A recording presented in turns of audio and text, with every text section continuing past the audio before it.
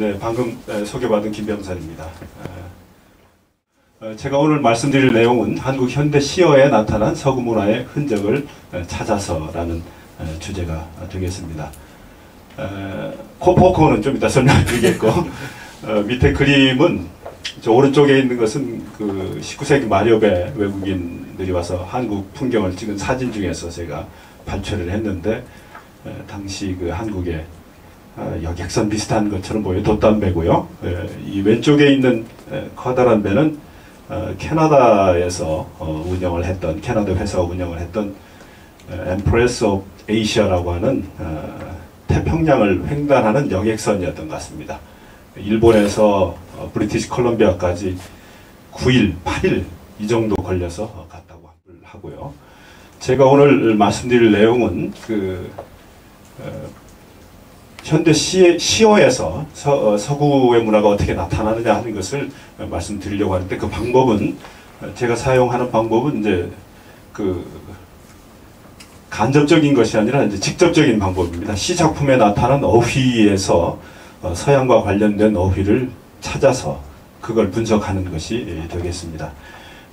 그래서 그것이 가능한 이유는 아까 그 하야시 요코 선생 발표할 때 일본 사람 이름이 한국 소설에서 나오는 것을 찾으려면 소설을 다 읽어야 된다 그러는데, 시도 마찬가지죠. 그런데 다행히도 우리 연구원 프로젝트로 하고 있고, 그 결과물이 2차례에 걸쳐서 나온 이 코포코, Korean Poetry Corpus라는 뜻입니다.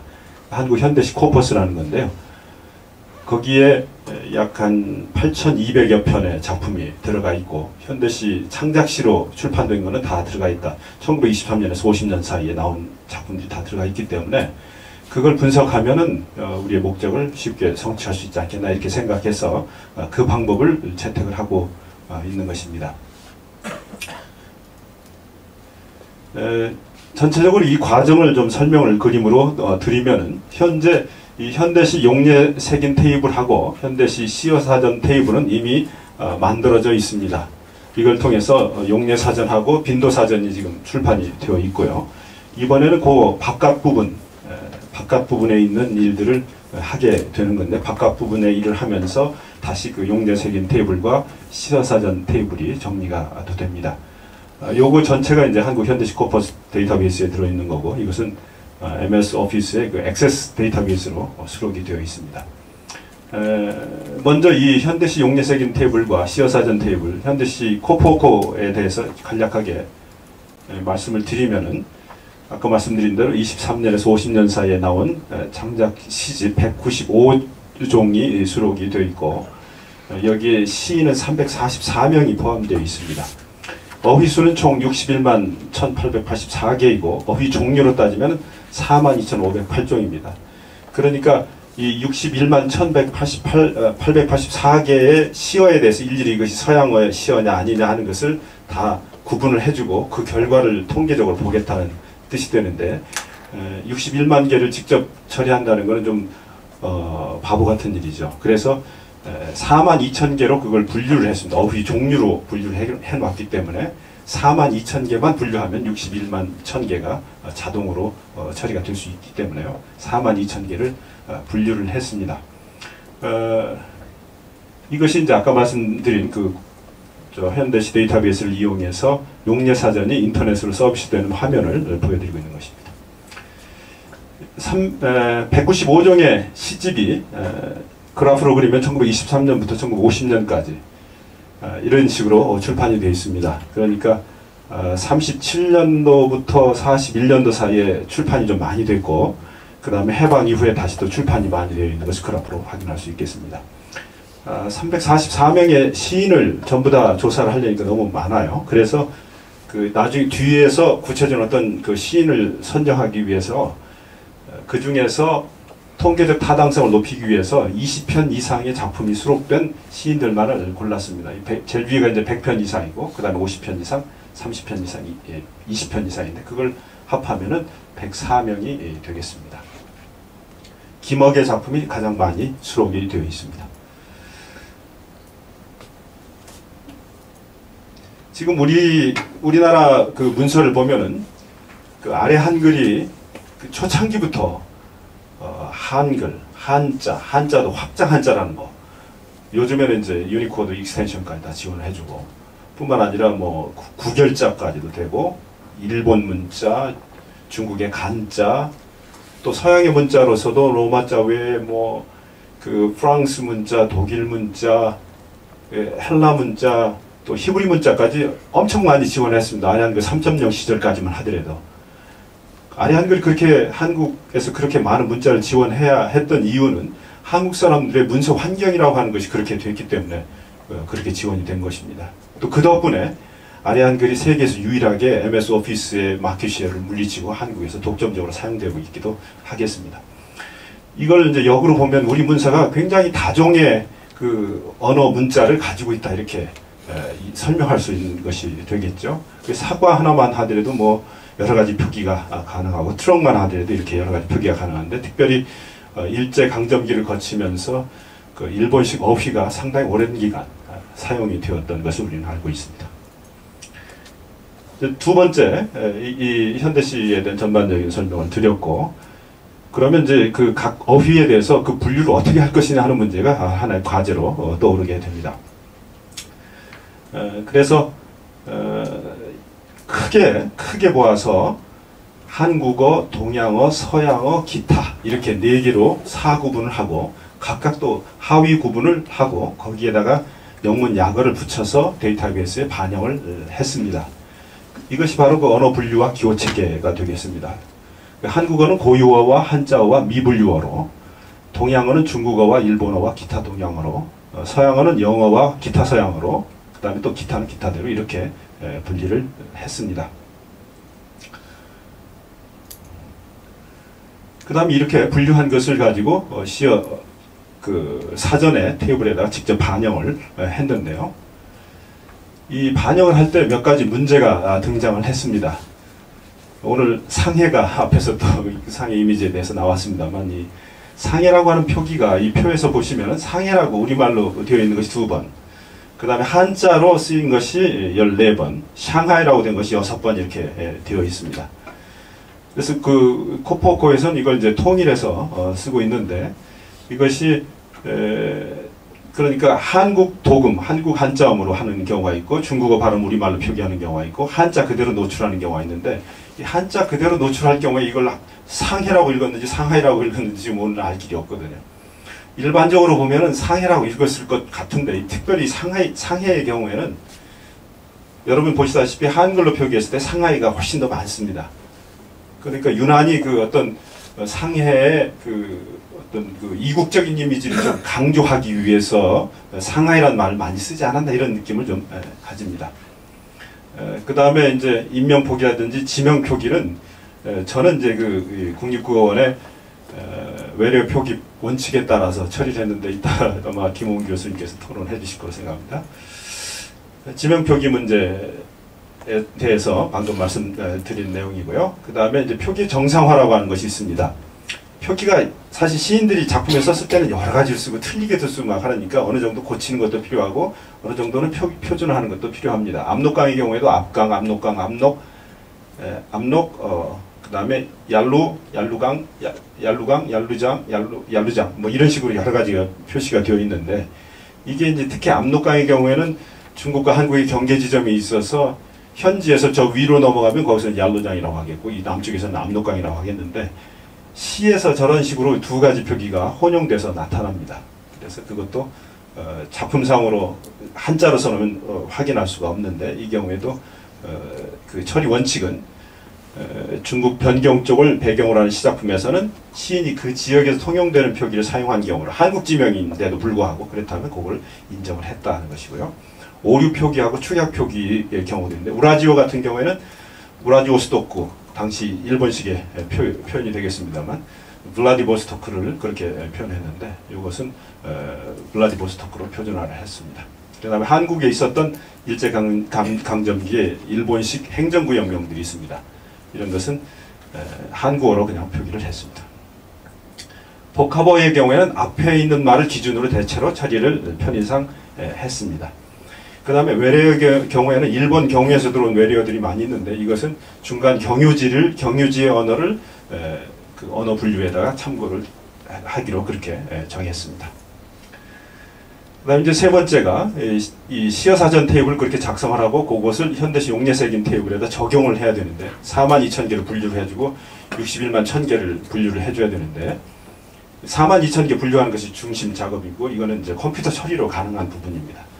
42,000개라고 하는 것을 일일이 할 일 없이 한국어냐 중국어냐 서양어냐 이렇게 분류하는 것이 참 어이없는 일 같은데 나중에 보시면 아시겠지만 대부분이 다 한국어이기 때문에 그렇게 큰 어려움은 없습니다.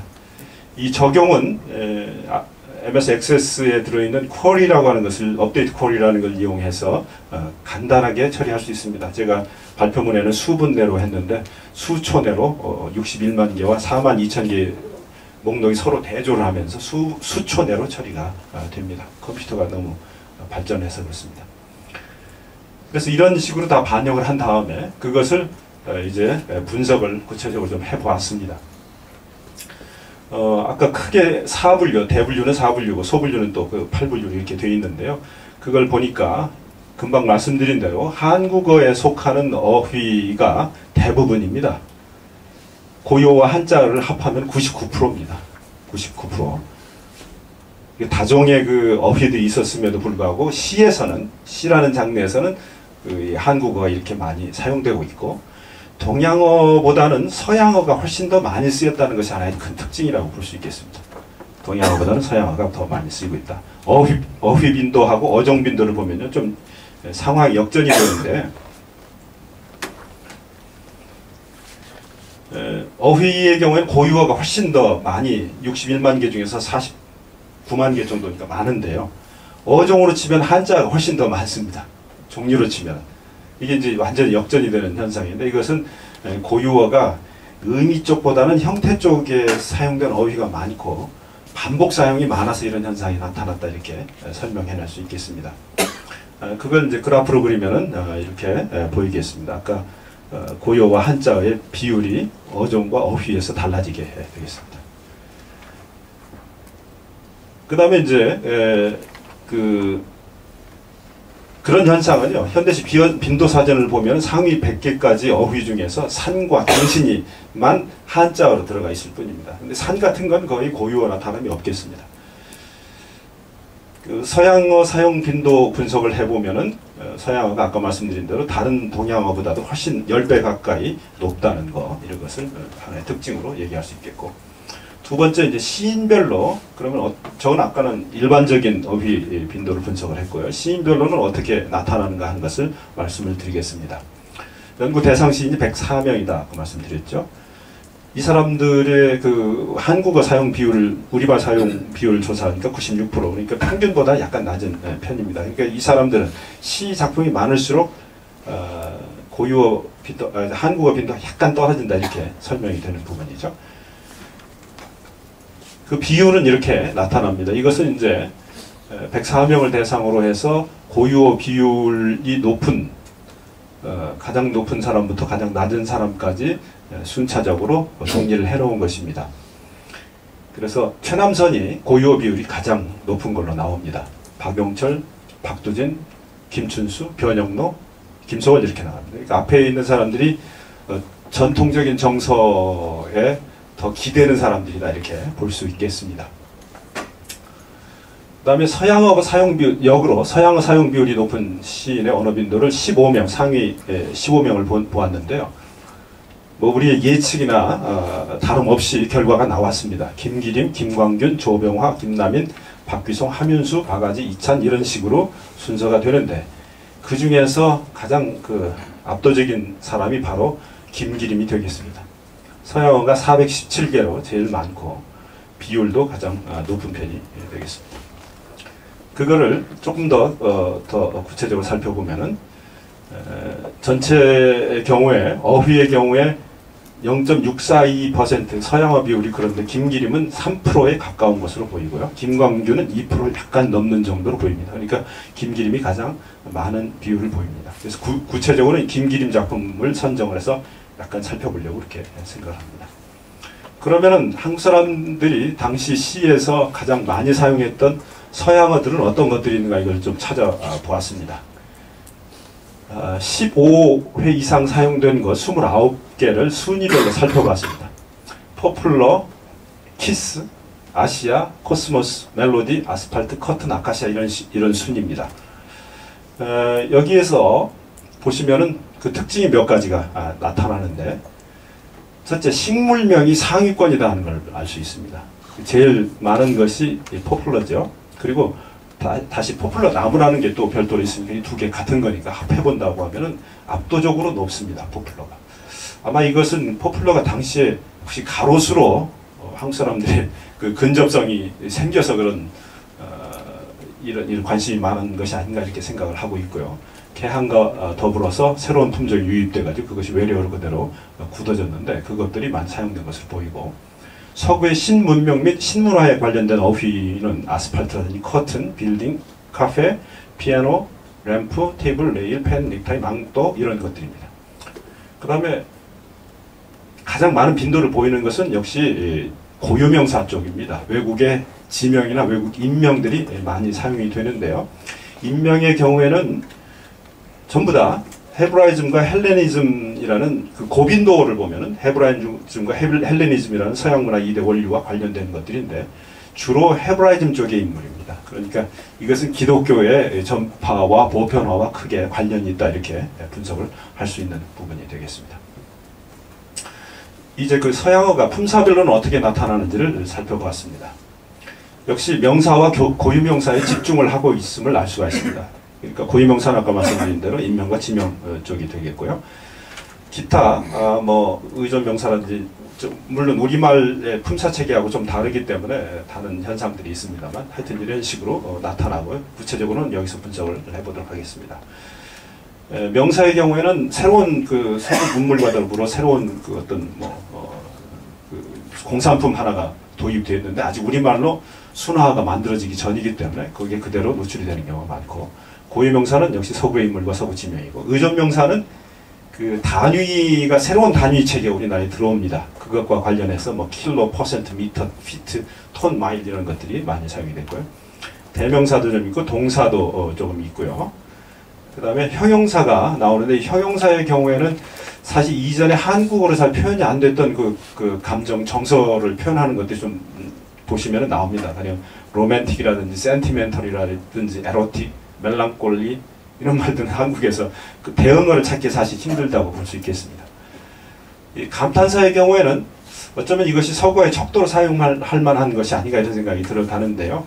인사말, 굿모닝, 굿이브닝 이런 것들이 많고, 러시아식의 그 격려나 선동 표현들이 있는데 가장 많은 감탄사는 기독교에는 아멘이었습니다.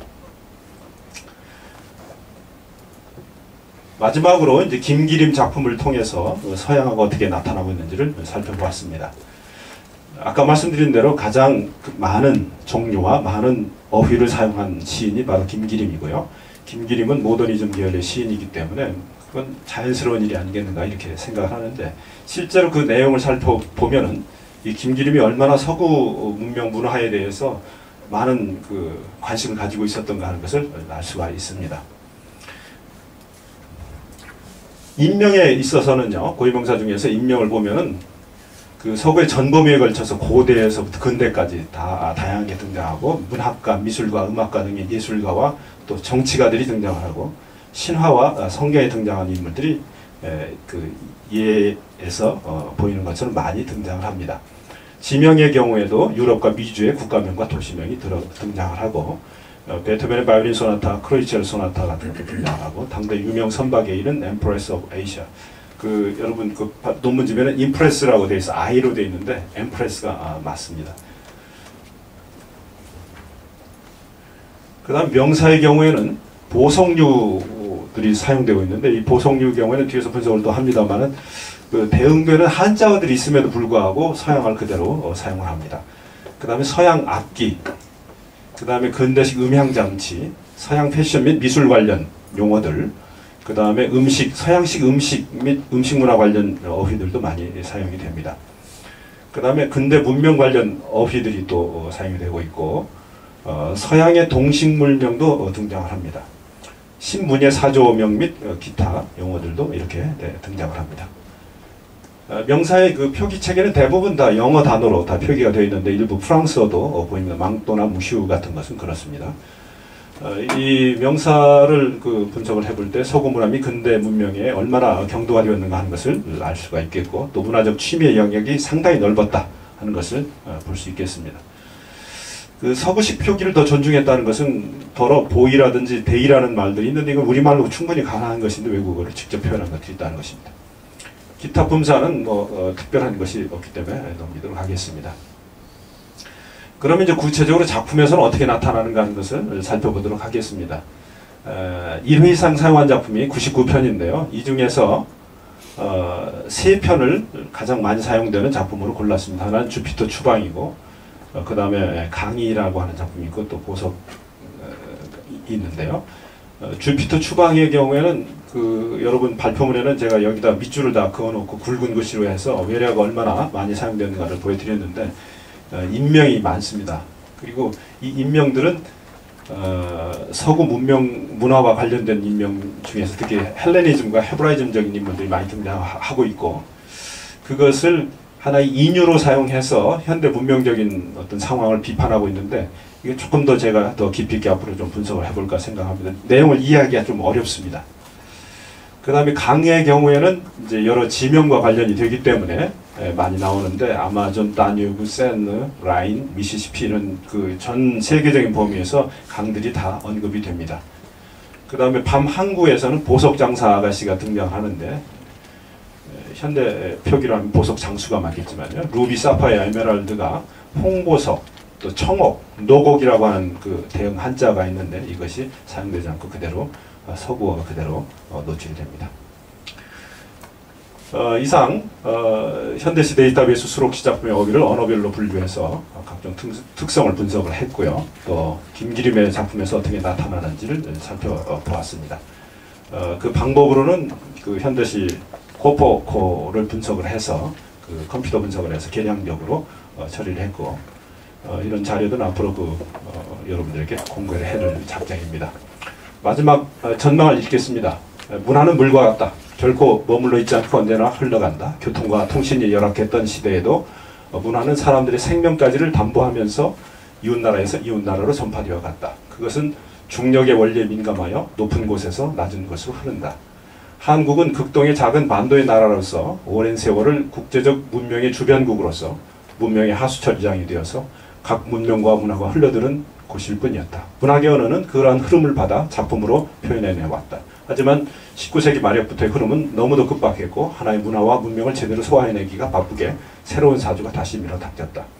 당초에 신문명에 경도된 시인으로부터 시작된 서구 문화의 수용은 사실 제대로 소화된 것이었다고 할 수는 없다. 우선 시인 자신이 서구 문명을 충분히 이해하지 못한 측면이 있었을 뿐 아니라 당대 독자들은 시인들의 높은 취미에 도달하지 못하는 수준이었기 때문이다.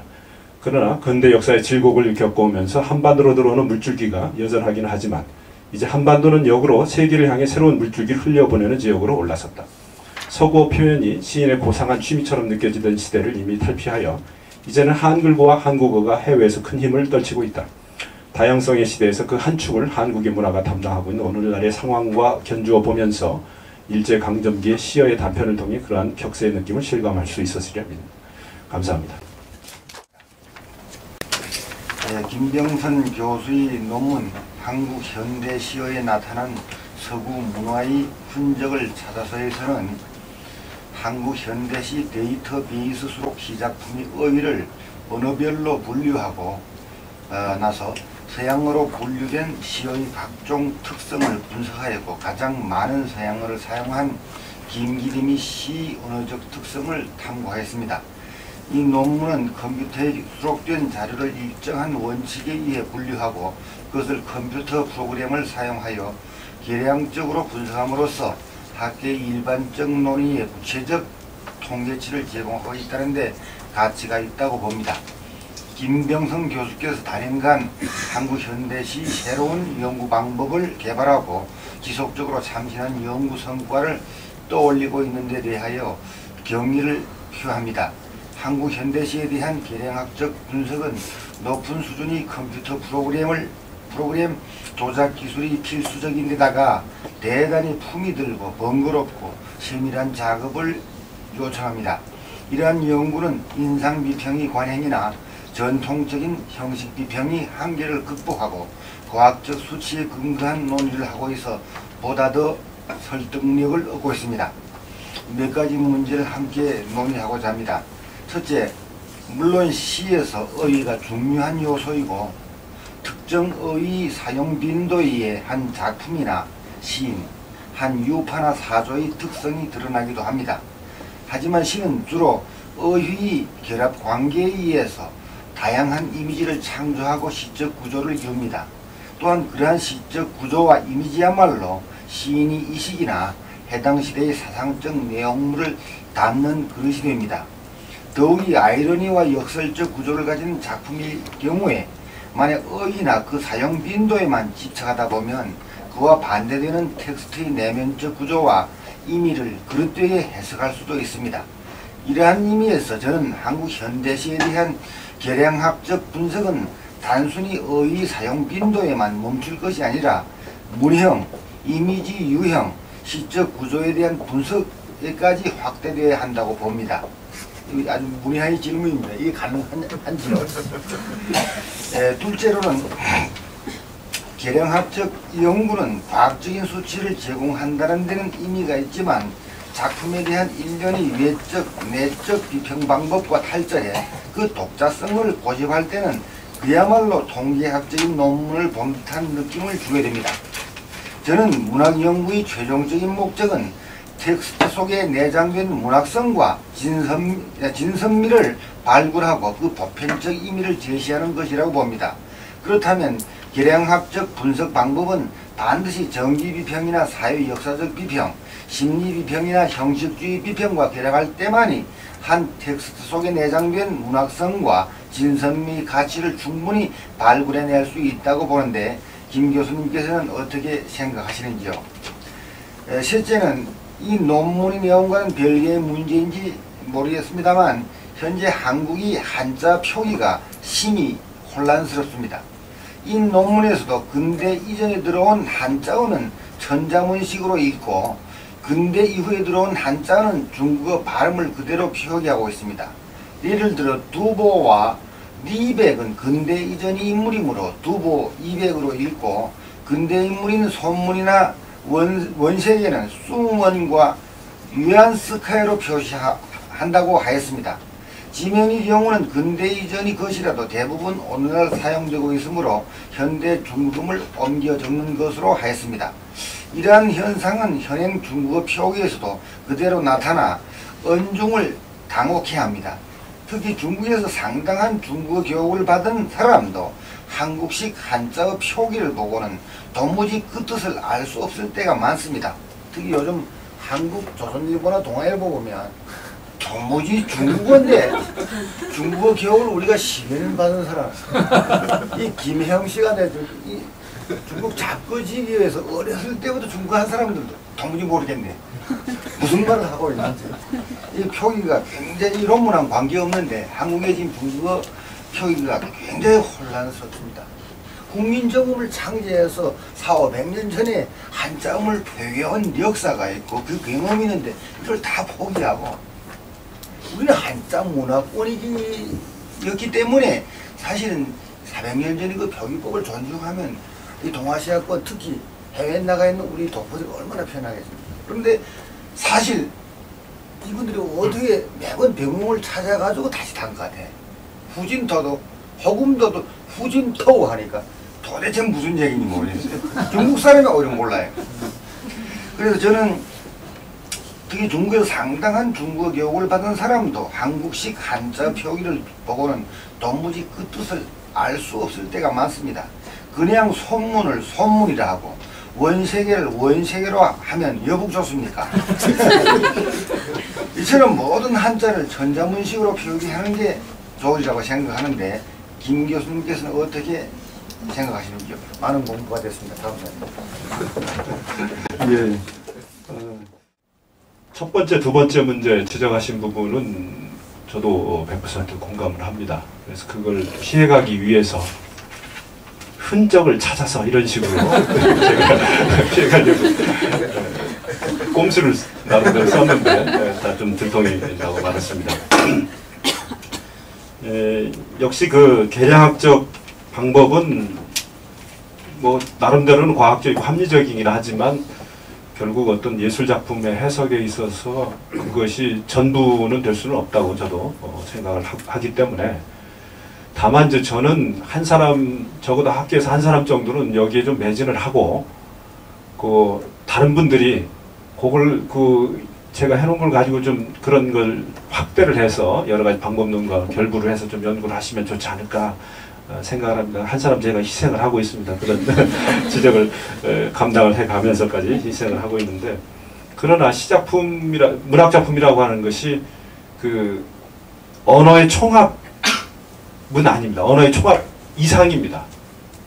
거기에 이제 정신이 들어가 있고, 또 언어라고 하는 것이 구조를 지적하신 바처럼 구조를 가지고 있기 때문에 단지 그 단어의 통계만 가지고는 설명을 할 수는 없습니다. 그러나 단어의 통계가 아닌 것도 아닙니다.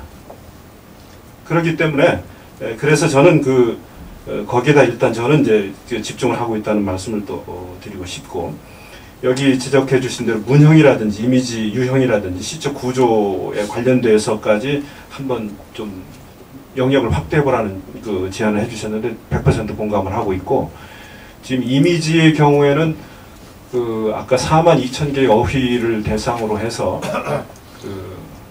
가령 관념어하고 감각어를 우선 구분을 하고, 감각어의 경우에는 감각의 종류에 따라서 5관으로 한번 분석을 해보고, 그 다음에 관념어라든지 특히 명사류 같은 경우에 뭐 식물명이냐 동물명이냐, 이제 무슨 노드로 프라이의 어떤 분석 이렇게 분류 체계를 한번 적용을 해본다든지 하는 것을 나름대로 조금 지금 추진 중에 있습니다. 또 긍정적인 형용사 같은 경우에는 긍정적이냐 좀 부정적이냐 아니면 중립적이냐 하는 것으로도 또 구분을 할 수 있기 때문에 아직 체계를 만들질 않아서 좀 적용을 못 해보고 있고, 일부는 식물명이냐 동물명이냐 하는 것은 적용이 되고 있다는 것을 우선 말씀드리고, 문형의 경우에도 굉장히 중요합니다. 아까 말씀드린 대로 언어가 구조 속에 들어가기 때문에요. 그래서 문형의 경우에는 사실 이 언어학적인 지식을 또 많이 요구를 하고 있고, 또 기왕에 컴퓨터에 자료가 있는 거에 대해서는 자연언어 처리라고 하는 Natural Language Processing이라고 하는 학문이 좀 발전을 하면은 제가 분석하는 데 굉장히 도움이 될 텐데, 그거 좀 발전하길 지금 아직은 좀 기다리고 있는 그런 상황이라는 말씀을 드리겠습니다. 그 다음에 마지막 문제에 관해서 일단은 이제 외래어 표기에 대한 일반적인 원칙을 정하다 보니 현지 발음이라고 하는 것을 우선해서 표기하는 걸로 제가 그렇게 알고 있고, 그러다 보니까 특히 중국어의 경우에는 중국 어휘의 경우에는 전통적인 우리의 표기 방법하고의 좀 차이가 생기는 그런 현상들이 좀 생기지 않았나 이렇게 생각을 합니다. 제가 해결할 길은 없고 학계에서도 많이 지금 지적을 하고 있는데, 저도 논문에다 지적을 하나 했습니다. 신경하고 봉천의 같은 경우에도 표준국어 사전에 신싱하고 평텐 이렇게 표기가 되어 있거든요. 그리고 신경 봉천이 음력어다 뭐 이런 식으로 표기를 해서 그게 옳지 않은 거다 이렇게 얘기해 놓고 있는데, 그건 국어원에서 정한 원칙하고도 좀 어긋나는 일입니다. 현재 사용되지 않는 지명이다 라고 하는 걸 전제를 할 때, 그래서 앞으로 그것은 뭐 계속 문제 제기가 되고 있고, 현재 또 국립국어원에서 뭐 로마자 표기 문제라든지 항상 제기되는 문제들이 있는데요. 어떤 방안이 나오리라고는 보는데, 일단 아마 대원칙은 계속해서 현지 발음 표기라고 하는 것은 우선해서 가지 않을까 이렇게 생각을 합니다. 감사합니다. 예.